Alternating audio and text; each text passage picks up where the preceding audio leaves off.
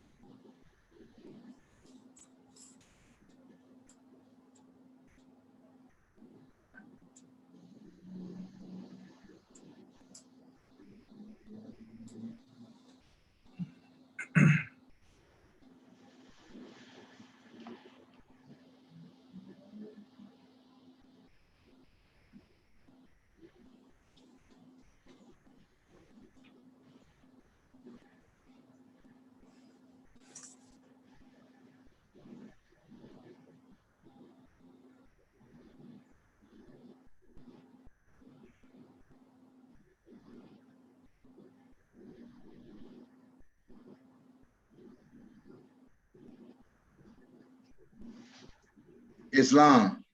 I give praises to Allah and honors to Prophet Noble Drew Ali. I give honors to my guest speakers today. I give honors to the viewers, listeners, and everyone who's joined in for some uplifting information.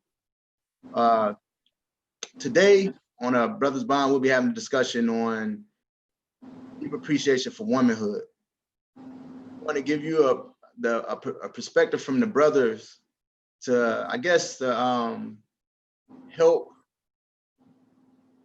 show the sisters that, you know, brothers do care and that you got good brothers out here that's willing to do what it takes to be beside a sister, not have a sister walk behind them, but have a sister right beside them when we walk hand in hand with one another. And with that being said, I'm gonna introduce you to our guest speaker, and we may be joined later by our other guest speaker. He has some technical difficulties. So if he come in, please, you know, give him your undivided attention as well. But our first guest speaker, brother Amor Ill, is gonna introduce himself and share a little information about himself. Islam. I give all praise to Allah and honors to His Holy Prophet, Noble Drew Ali. I'm Brother Amor Ill. I'm from Leavenworth, Kansas. I'm a member of Temple 65 in Kansas City, Kansas, the Grand Sheik, Brother J. Fielder Bay. I've been a member of Temple 65 for 2 years. Right now, my objective, aside from uplifting fallen humanity, how I'm choosing to do so, is by sharing information that I feel makes it easier as far as self-sustainment, like growing food. So praise Allah. Yeah, praise Allah. Yeah, with that being said, so Brother Amor Ill, could you like give your perspective on how important you think it is for like a brother to kind of have that appreciation for a sister or a woman? How important is it, you said? How important it is, yes. It's extremely important because even just following the principles, in chapter 3, like blessed are the pure in heart, for they will love and not demand love in return. It says blessed are the pure in heart. And so I'm drawn on my sense of receiving blessings from being able to, one, demonstrate love, and like that woman is my counterpart. You know, like where I'm male, you know, my counterpart is the woman. So, and being in harmony, you know, it would make the most sense to want to demonstrate as much love to that, because like demonstrating love to others is how we then receive reciprocal benefits. Right. Yeah, because when you look at like a sister, they're more nurture. They're more of a nurturer. We as men, we tend to be a little bit hard, you know, and And I think that's what they say, that's the Venus energy or something like that when it comes to the sister, that nurturing aspect is what keep us, to me, in accord with making, with really like showing that appreciation for that sister, you know? And so could you share, like, I guess a little bit of your background and how you came into, not full detail, but like when you met your wife and how you applied some of these lessons. You may have knew your wife before, but when you met your wife and then you start applying these lessons to like make it like a whole, you know? Well, in the beginning, when I first started realizing that there are opportunities for me to apply lessons, were one, of course, you know, like demonstrating love, like just instead of just expecting someone to behave this way or to do this for me and so on and so forth, you know, think about what can I do to make this work. If I'm giving 100%, then it's just gonna, you know, feed off. And so just thinking in that measure, and one that really helped me out a lot was and Duties of a Husband, where it says at the end, where it says, consider the tenderness of her sex, the delicacy of her frame, and be not severe to her weakness, but remember thine own imperfection.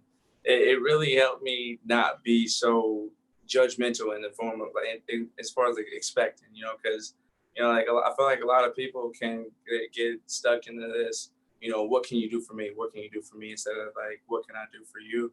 And so that also, like, we expect people to be perfect.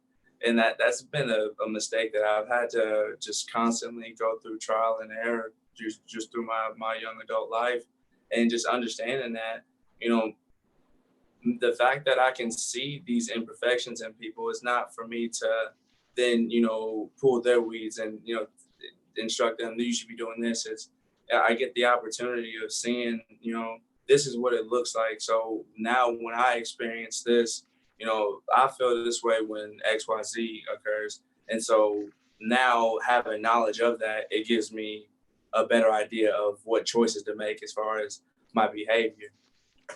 So like I learn it's a learning process constantly, and that's how I look at it constantly. Is, you know, not what can it do for me, like what can I receive from it, but like what can I learn from every scenario. And you know how in chapter 20, Holy Instructions and Warning for All Young Men, it say, beware, young man, beware of all the allurements of wantingness, and let not the harlot tempt thee to excess in her delights. I know before you came, I can't speak for you, but before you came in the movement, you know, we were taught to like look at a sister in reverse, like look at the physical aspect of her. You didn't care about how, you didn't pay attention to the inner part of her. You didn't care if she was gazing abroad to every man and things of that nature. She talketh loud. You didn't care about those things most of the time, you know. And how did that instruction, when you first came upon it in your reading or of the literature of the prophet, how did you feel when you first read that? When I first read it, to be perfectly honest, I feel like I sat and I overanalyzed it for a really long time, because Right. I wasn't, I wanted to be entirely sure that I had a firm understanding of what the prophet was giving reference to. I've asked several brothers, and I've just heard several different, you know, people's portions of understanding. And but when I got it, I felt like if I were to like sum it up shortly, I would say it's something that I wish I got a hold of. Yeah. At a young age like that. I wish that I was brought up with this maximum truth and not having, you know, come across it as an adult, you know, which is why it was so imperative that, you know, I have a child that I can bring up into this, you know, and it's not such a, like, having to play catch up at the end. But when I came across this, I was extremely fortunate. It made complete sense. It's just a matter of, applying it is how I feel about all these lessons. Like they all make sense to me. It's just Right. to have you the strength to actually apply them. Yeah, because when I know me, when I kind of saw it, it made me think about how growing up, where I grew up, it was like a badge of honor pretty much for a brother to look at a sister a certain way and then even share the information about that sister. And when I came across the prophet literature, it showed me that I was pretty much learning like what truth in reverse, that it's a lot of work to be done. And it all started with myself. It was me having to self-reflect on me and to understand that if I wanted something great, first I had to clean myself up. But then by cleaning my thought up, I can attract that like-minded sister, that sister that treasured herself, that didn't have to what it says, if her foot abideth in her father's house. That was something key to me, that if she stayed with her father or had a close relationship to her father, a lot of times they tend to move in the right direction when that sister has that real strong bond with their father most of the time. You know what I'm saying? And so it made me like really think about that, because like I was just sharing earlier, I just didn't, personally, I didn't look at a sister in a presentable manner. I wasn't very disrespectful, but I know I could have been a whole lot better. And the prophet bring you the lessons that can clear all that up.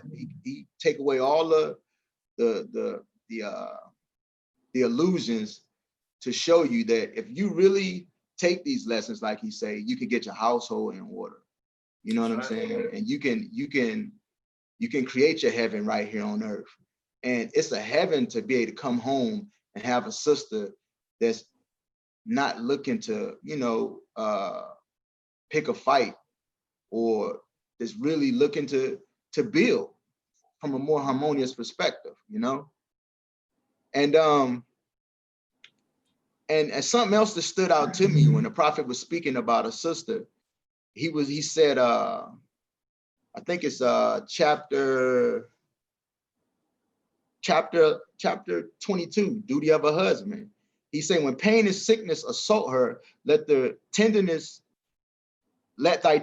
soothe her affliction, and look from thee a pity, and love shall elevate her grief, or instigate her pain, and be of more avail than 10 physicians. When I saw that, I was like, wow, he said more avail than 10 physicians.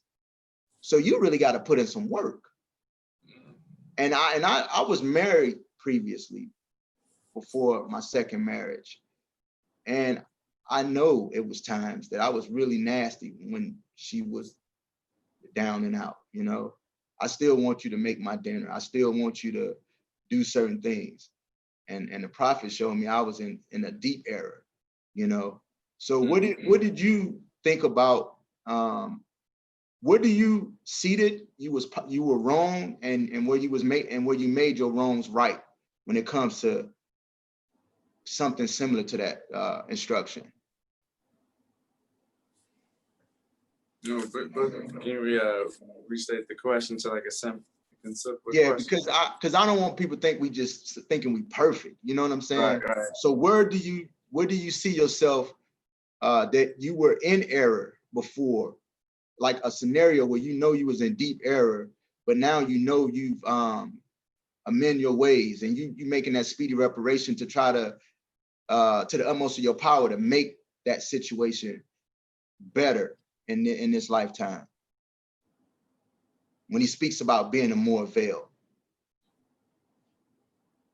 Being more avail, it gives me a really good standard to place myself against, and as far as knowing whether or not that I'm doing the right thing, or even what should I do in that scenario. It's definitely like shown me what can I do. Like I'm always like coming back to self as in like what can I do for the situation, and even like times where it showed me when I have not, and like in the air exactly where the error is, because I feel like Right. like it's important to me to know where the error is, because then you have to know where it is in order to then be able to go about rectifying. Right. Right. Right. Yeah. And so, what would you say to a sister that say she want to find like that a brother that's willing to look at her, and I guess in the manner that the prophet speaks of? What would you say to that sister that's she's seeking that, but she feel as if she feel as if she can't obtain those things? What would you say? If she feels that she can obtain them, whether you think you are, whether you think you can or you think you can't, you're right. And so it's a matter of changing the way that you think. Right. If you're seeking something, you're already from the jump affirming that you don't have it, because to seek is to look from without, and so in order, if you want to attract those characteristics or qualities, you have to be those characteristics or qualities. Like when I was before I met my queen, I had this conscious thought that I wanted to stay single and work on self until I resolved a lot of the issues that I have already recognized about self, because I had an understanding that I was going to attract a corresponding pair Right. with me, and I was already aware that I was not comfortable. I didn't like the person that I was at that current moment. Right. Right. And so I definitely knew that that's not what I wanted to attract. I was perfect. Like I was in full awareness of that. Like I know that I got this about me that I'm not okay with. And so I definitely don't want someone else that has that. I don't need company while wrestling with self in that at that current time. And so I started working on those characteristics that I didn't want to occur. I took time to understand, because now, and when it comes to, it works both ways. So for the woman, if they want to be looked at as someone with respect, then you have to be someone that first respects yourself. And it's a matter of how you speak, whether you're respectful in thought, word, or deed.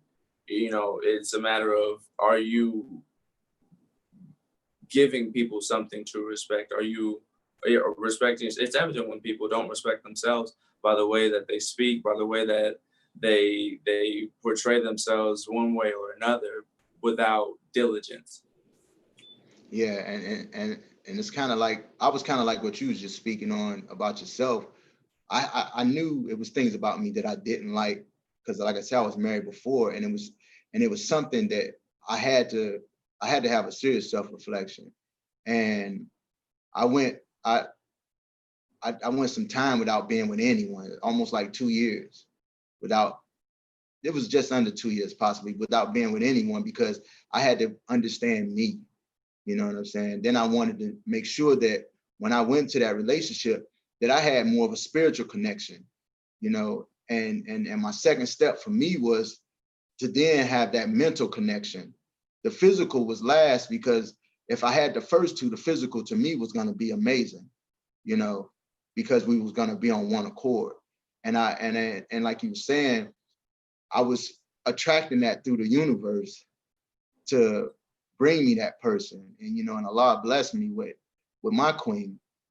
And and it's something to know that you can have your heaven right here on earth. You can have happiness right here without having to go some imaginary place, because you can create it. And when you like I was saying earlier, when you have that other half that you really can be at peace, and that's something lovely. It's something lovely. And like you were saying, the sister, because I remember one time a sister said to me, she can't meet a good brother. And I said, and you know, I'm trying to clean it up.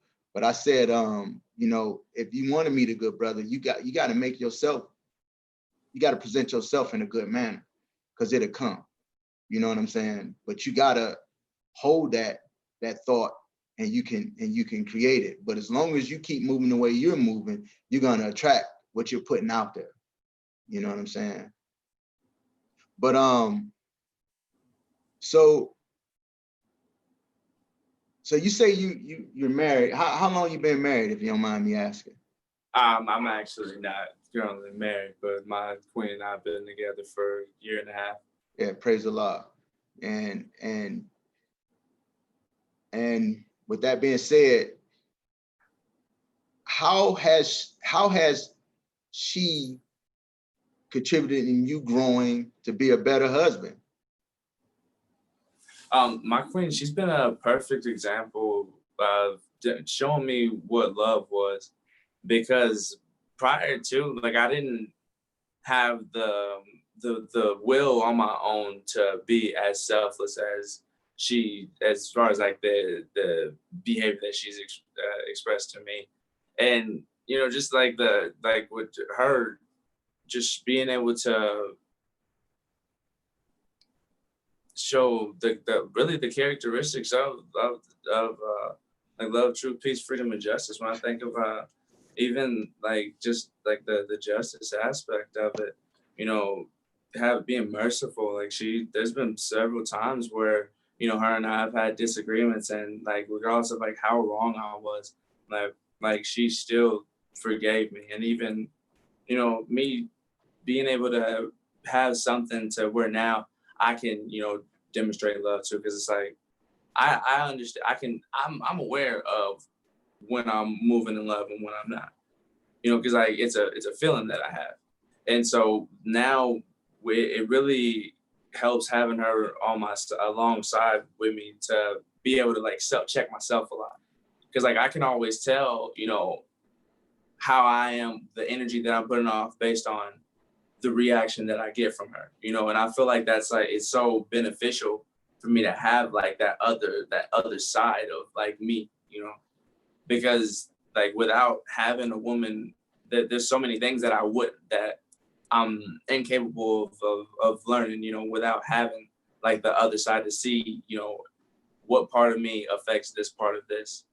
And so just that, you know, that, and I feel like my blessings come in just me demonstrating to my queen. Like I just thought that no matter what I did, as long as I wake up every day, it became a job, you know, like how can I keep this woman, you know, happy? Not in the sense that she's not already happy, but Right. what can I do to continually add benefit to her life and not take away from it? And so in doing that, I feel like every single time, like I do one good thing, like just something positive occurs, you know. And it's just literally just that whole like observing the law of karma just in effect. Every time I do something good for my queen, just something always just comes right back to me, to where that it's more or less, it's become a habitual way of life, as far as just striving to do as much for my queen to make her happy. And that's just where it starts, because that just applying that concept to everything else that I do, you know.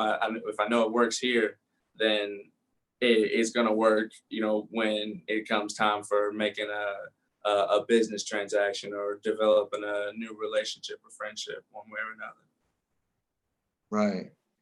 Yeah. And I know me personally, I was just obligated last year. It was June 8th on the colony, Prince George, Virginia.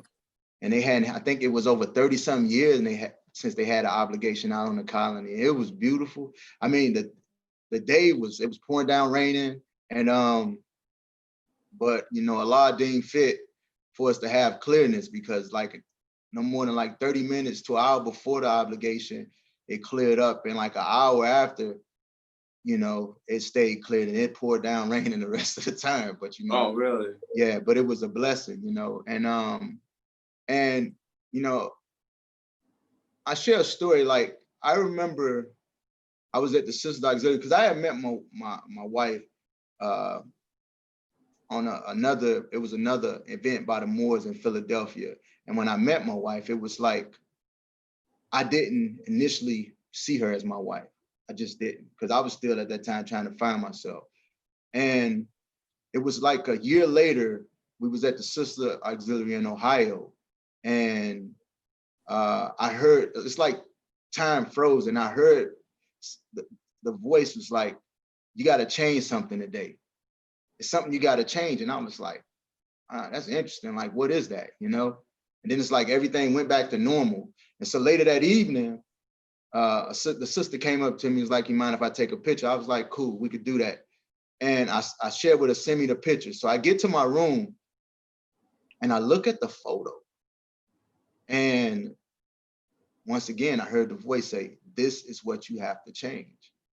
So I put on my running shoes, my track shoes, and I took off running, And I went down there and spoke with the sister, and praise the Lord, we've been together ever since.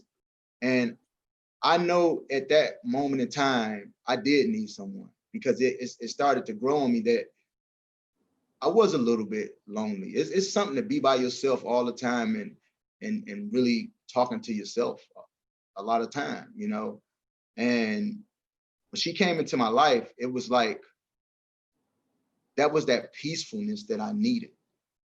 Because before that, all I was like, in like relationships, it was just like noise,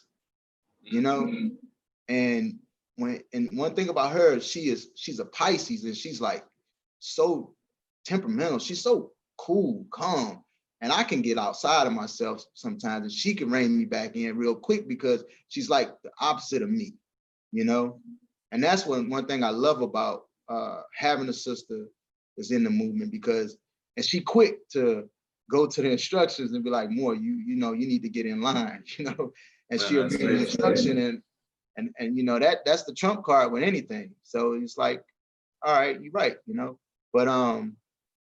but yeah, and it's something to have somebody that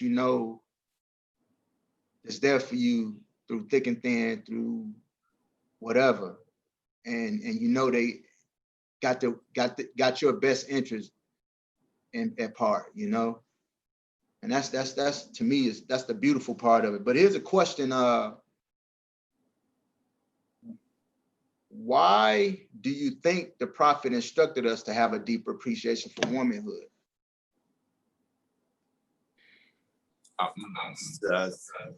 Simple.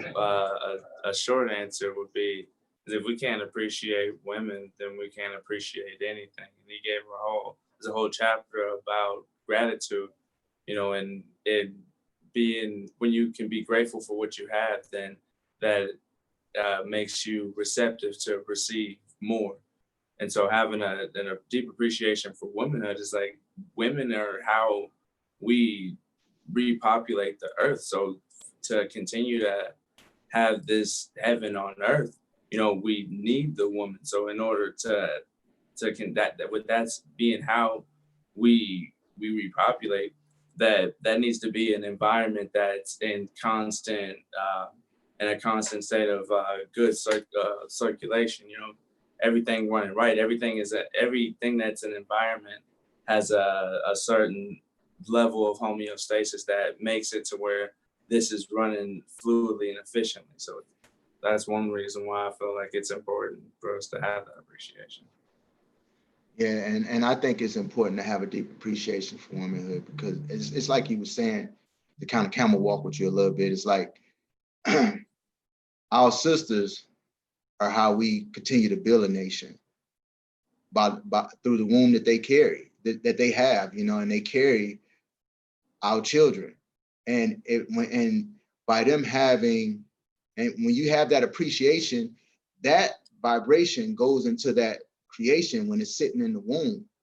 You know what I'm saying? And you don't have all it, like, that's how, to me, we limit the trouble that we see in our youth, That's how we limit the trouble that we see in our youth, is because unknowingly the sisters don't know that the music they listen to, the relationships they in, if it's like very argumentative, very physical and things of that nature, all that energy is going into that child, you know? And that's when you have a nation of what we see right now with the vast majority of our people, children raising children and children taking out children and things of that nature. And to me, that's why it's important to have that deep appreciation, because when you have that appreciation, she can feel that vibration. And right. She and with her and she can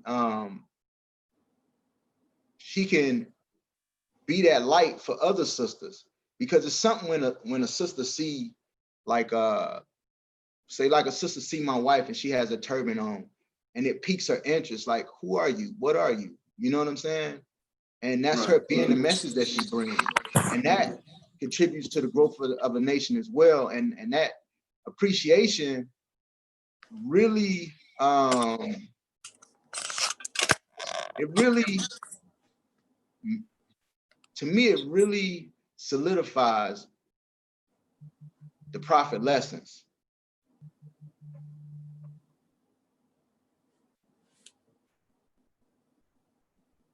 Islam. Yeah. And so I think that's why it's very important to have a deep appreciation for womanhood. And we have another question. It says, what advice would you give to brothers to help them deepen their appreciation for womanhood?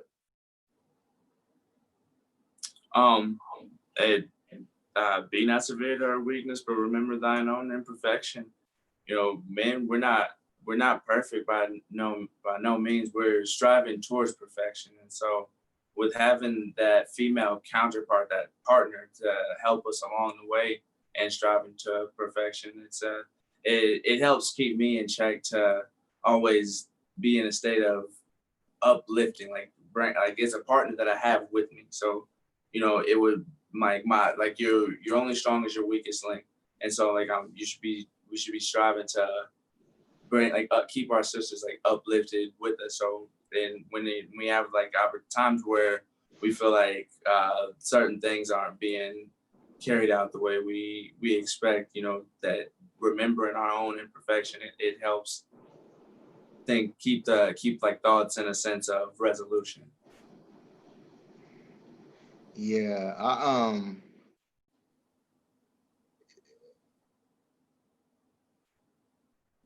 I look at it as like I want to kind of keep it simple for some of the listeners and viewers. It's like, because I feel like majority of the people respect their mother.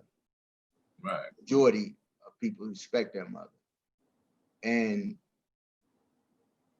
when you begin to look at, not as in the like to court someone, but when you look at your when you look at that your other half and the same aspect as you look as your mother, you tend to want to do right. You tend to want to have that appreciation for womanhood, you know, and also you want to, I mean, I look at it in general, like all the women in your life, because, you know, most brothers who got sisters, aunties, you tend to be very respectful to those people. Yeah. You know, and that's to me how you should treat all women, because we're all one, they're all one anyway, because the Allah is in your mother, your sister, your wife is in every other sister. So, and that's the thing about the lessons as well, you know, when you begin to understand that part of it, it helps you make a smoother transition into looking at that sister and being able to have that appreciation. But if I could say anything to a brother, it's like, treat her like you would treat your mother. The majority of people, the way they treat their mother, because I feel like the majority of the people treat their mother in very high esteem.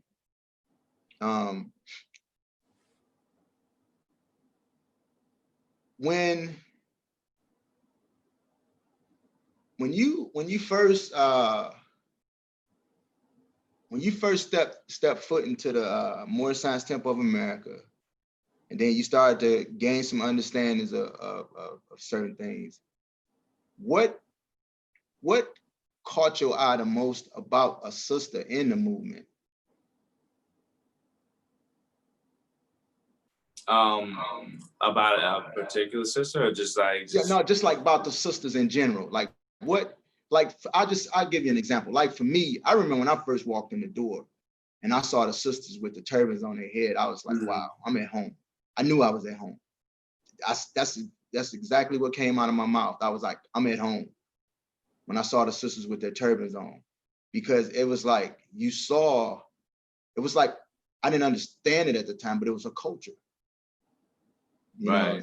it was something that I knew I had been missing. You know, and to see all them beautiful sisters with them turbans on their head, I was just like wow, this is beautiful. You know, so that that's like the example I can give. Right. Okay, I know what you mean.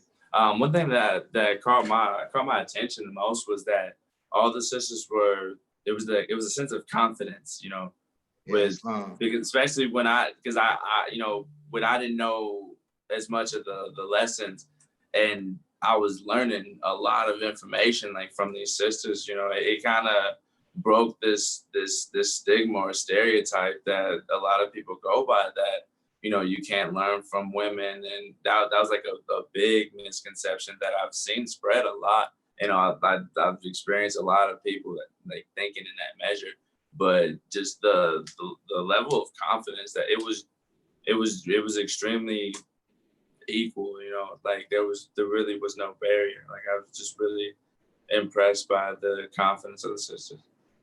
yeah, and I can see what you're saying with that as well, because you saw sisters in the temple, they dress very modest, Right. but yet they still look beautiful. You Right. know, and that's something that really stands out. You know, they don't have to put all they goods out there.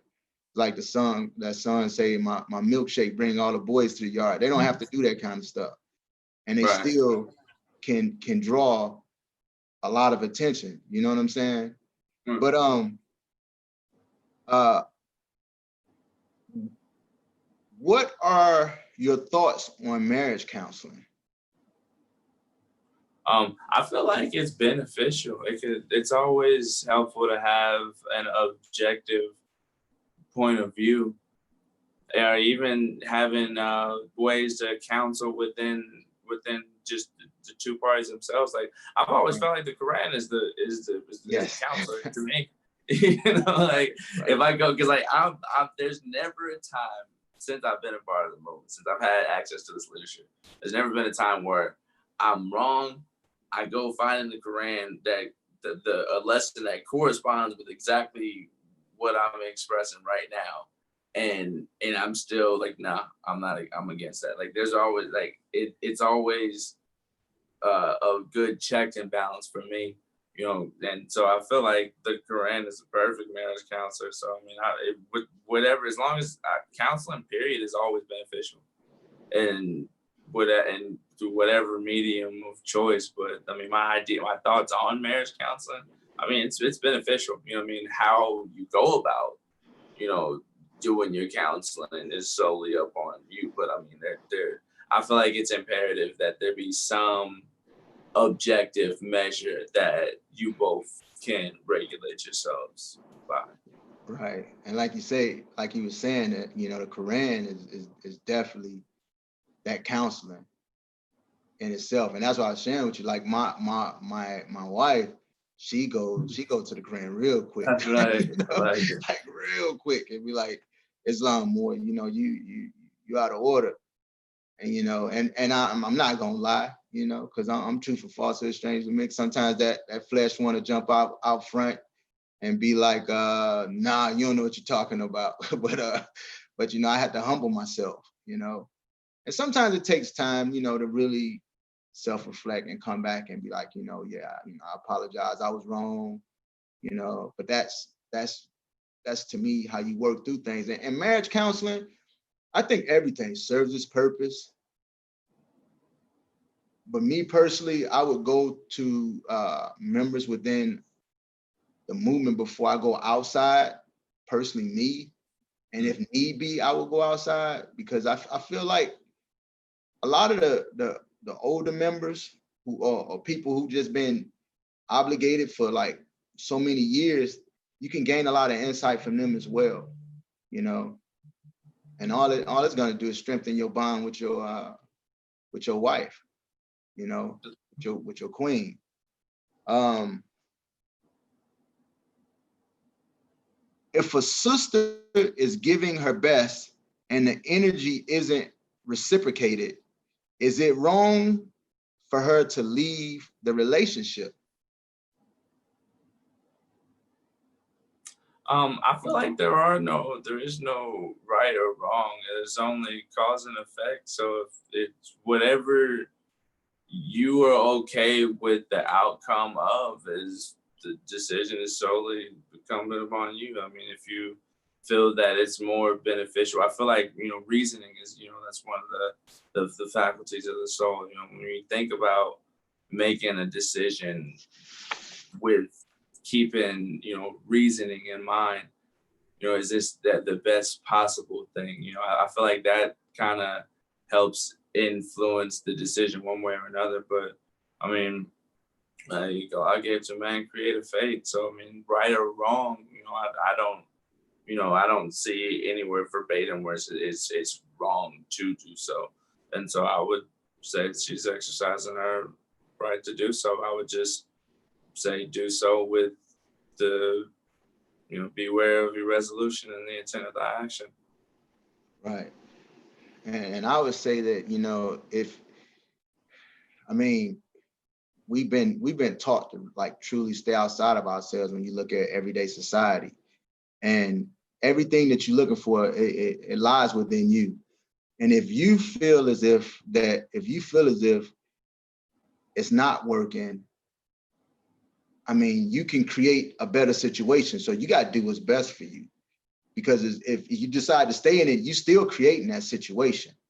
You know what I'm saying? So if you feel like it's not being reciprocated, and you feel like the other person is not trying to put forth a valid effort, I mean, once again, you gotta do what's best for you. Uh, Sometimes we think we want to leave, but we really don't. Because when you want to leave, you just leave. Right. You think you want it out, but you really don't. Because if you really want it out, you would get out of it. And it's not like what I would say is like sometimes we got to really look at ourselves, and in looking at ourselves, can we and in looking at ourselves, can we be happy with what we see? Because when you begin to see that that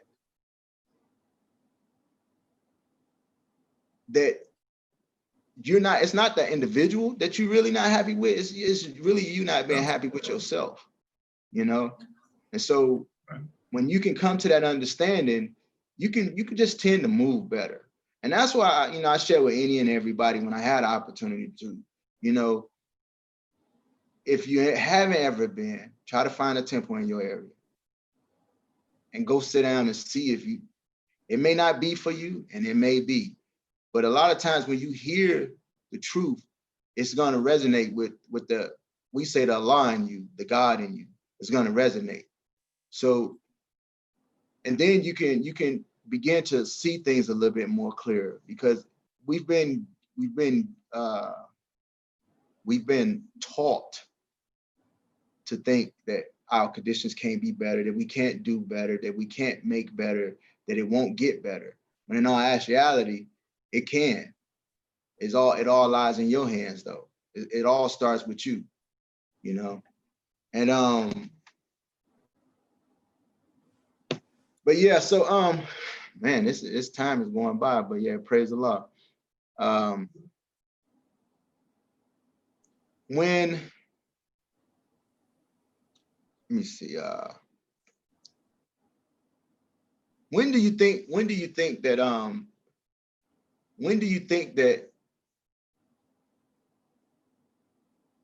it's important for, when do you think it's important for a sister to have that self-reflection, to have that self-reflection? Let me rephrase that. When do you think it's important for a sister to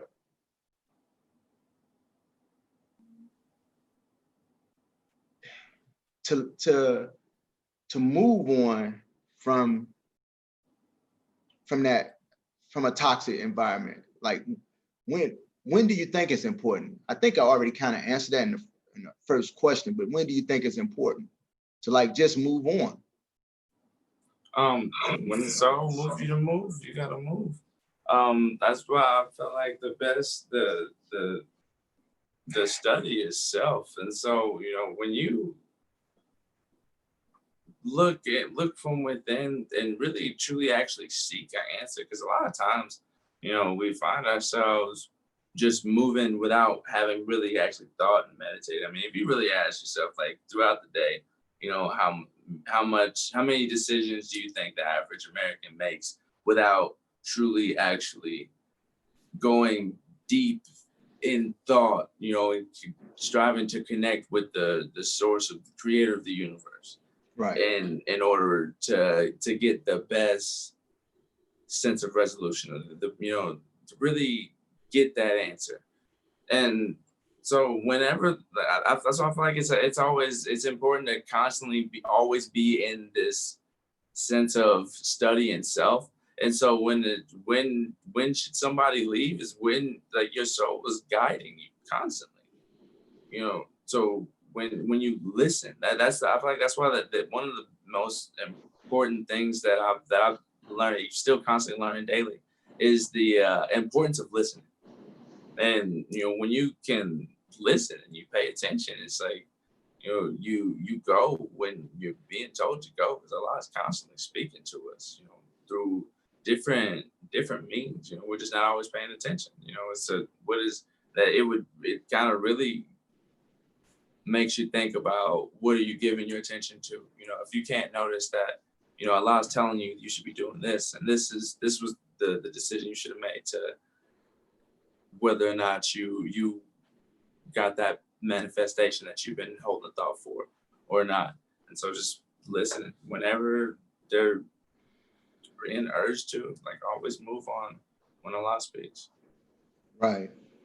And what are some life experiences that you have had that have forced you to have or help deepen your appreciation for womanhood? My children, hands down, just really, especially my daughter that was just born. It was a home birth, and just thinking about everything that goes into really producing this child. And Right. this woman has to, one, she clearly has to be, at least, like, to a degree, some level of fond of you, to put herself through all of this to give you a child. Like, it's extreme. Like, I feel like that doesn't get paid enough, like, homage. Or, like, now it's like people don't appreciate it as much as you would think. But just the fact that all of this effort goes into producing something for you, that's then it's just my opinion, the greatest thing that a man can produce is another human. And we still need that assistance of a woman to even do so. Like, if man is Allah's greatest image. His greatest creation. And the fact that we can think, we have will, we can do whatever we want, then we can create a whole another one. And I think that's one of my biggest appreciation. Yeah, and I would say that's my biggest as well, is when you look at it from the point of view that you like, my wife is I say she's 5 feet, she says she's 5'2", but and she carried a whole nother human being inside of her for 10 months, and according to science we know it's longer, but for 10 months. You know, she carried a human being around in her, going up and down stairs, doing her everyday tasks, not missing a beat. And then when you look at, you have this human being coming out of that individual, and we think we're strong and we can handle some pain. You know, not saying it's pain, but we think we can handle some things. But I say a sister's strong. A woman is strong in general to even do that. You know, that's like carrying a compressor around. I don't know if you ever seen a compressor in refrigeration, carrying that around all day, every day, just toting it, doing everything, tying your shoes, you know, washing dishes, doing everything with something that heavy, you know, all day, every day. That's tedious, you know. And I think, you know, that gave me a deep appreciation for womanhood, because and then you and seeing, like when I with my wife, because she breastfeeds our daughter, and I gave her the utmost honors, utmost respect, utmost just everything when I saw that it was hard to get our daughter to latch on, to feed. And I was saying to myself, I have gave up so quick and be like, you know what, we're gonna have to give you the bottle, we're gonna do something, you know. And she did not give up. It was many nights I saw her tired and she stuck with it, you know, praise Allah, praise Allah, praise Allah. And she stuck with it and she made it happen. And then to even like if we were on the road and she couldn't breastfeed, she created hemp seed milk, you know, and that's beautiful, because she was thinking of a cleaner way to feed our child. You know what I'm saying? And so that gave me like a deeper, a really deep appreciation for womanhood, you know. And we have another question. It says, for the sister, do you think self-love is key in having a deeper appreciation for womanhood? Oh, most definitely. Self-love is most key in every aspect of life. I mean, not even just for women, males as well, but I think I mentioned earlier about, you know, the best way to even, you know, have the guarantee respect from others is to respect yourself. Yeah, praise Allah. Within the literature that the Prophet left us, what is something that you could refer to that helps you to have a deeper appreciation for womanhood?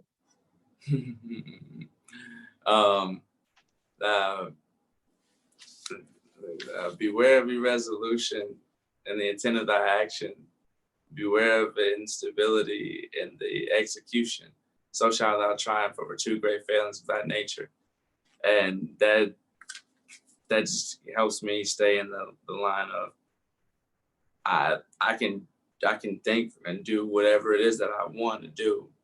And so that kind of keeps me in the thought of always making the best possible decision. And even with the like showing appreciation, I know it's something that I have to do, and this is why, because like being aware of irresolution, and now that my intent is solely on having the best possible resolution in any action that I express. Wow, praise Allah. Yeah, that was beautiful. Yeah, I when I think about it, I look at instruction 17, marriage instructions for man and wife for the noble prophet. And it says, she ariseth in the morning, she consider her affairs and appointed to everyone their proper business. Because I grew up and I was always told that the man runs the house and that the woman just pretty much do whatever the man says. And the prophet showed me different. And I see how it actually works when I apply that lesson in my everyday life, because we all have our role. We all play our part.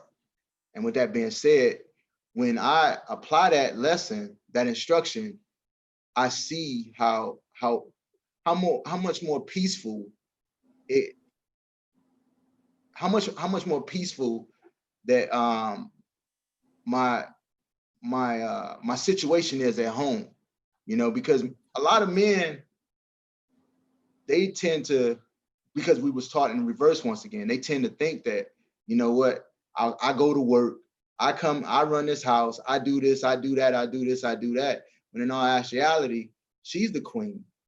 That's right. She's the queen.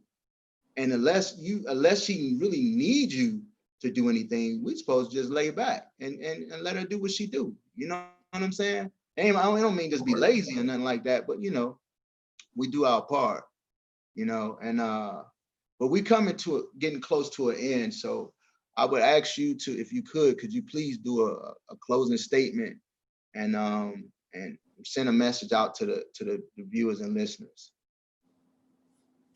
In conclusion, my brother A more ill. And I would strongly advise, just from my own experience, always think before you act and really contemplate the repercussions of any choice that you may make.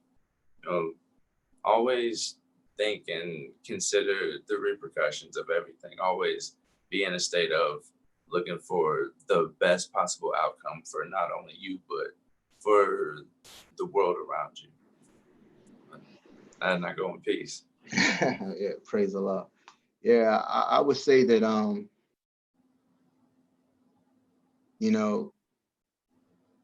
lot of times we look at life circumstances and we want to blame it on the neighbor, blame it on the dog, blame it on your children. We want to blame it on everybody else. But in all actuality, it all starts with you, or with us in general, with the individual. And if I could share anything, I would say, have a self-reflection. Really sit down and begin to learn to love instead of hate. Mm. Begin to really see who you are and what you are. And in doing so, I believe it can help you strive to become a better person and become a better person, just a better person in general, because there's things that we keep ourselves away from by the way we think and by what we do. And so when you begin to raise your thoughts and raise your efforts, you can see that heaven is not in the sky. You know what I'm saying? It is a state of mind, and you can accomplish and create anything by holding that state of mind, And so I would just say, study self, like the prophet let us know, study self, study self. And in studying self, study yourselves rather, and in studying yourselves, continue to study, because you won't ever solve that problem until you reach perfected man. With that, I say peace. And I thank everyone for coming to A Brother's Bond and viewing it. And I give high honors to my brother A More Ill for coming on and sharing his portions with everyone. And I look forward to seeing everyone at episode 3. And may Allah be pleased with the effort that we put forth today, and we continue on our peaceful and harmonious journey throughout the hands of time. And with that being said, we come to you in love and we leave you with peace. Peace, everyone.